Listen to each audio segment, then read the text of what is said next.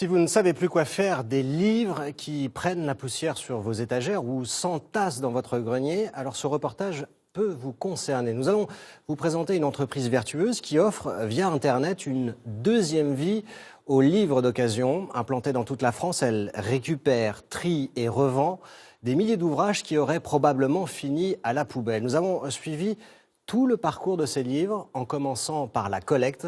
Reportage de Valérie Gaget, Guillaume Le Goff et Yvon Bodin. Bastien est le sauveur des livres d'occasion. Ce matin, il commence sa collecte à l'Armée du Salut. Merci beaucoup. Hop là. J'ai préparé une quinzaine de cartons pour vous. D'accord. Dans ces cartons, des livres, des CD, des DVD. S'ils sont revendus, l'Armée du Salut touchera une commission. Avec sa camionnette électrique, il se rend ensuite au domicile des particuliers. Il a rendez-vous avec une dame qui déménage et veut se débarrasser de certains livres. Bonjour messieurs, oh là là, Cette fois, c'est lui qui va faire les cartons. oui, vous avez quand même tout ça. Voilà, D'accord. ça vous convient? Bien sûr. La collecte est gratuite, mais il faut donner au minimum 100 livres et certains ouvrages sont écartés. On ne va pas prendre tout ce qui est dictionnaire, encyclopédie, tout ce qui est obsolète, donc manuels scolaires, les guides touristiques. Il sait qu'il emporte avec lui une partie de la vie des gens, comme ce souvenir de Venise. Ça vous fait quelque chose d'avoir à les donner? Ça ne me dérange pas puisque ça va profiter à d'autres.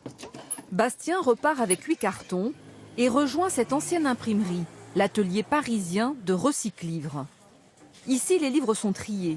Les plus abîmés seront recyclés en pâte à papier. Les autres sont référencés pour être vendus sur Internet.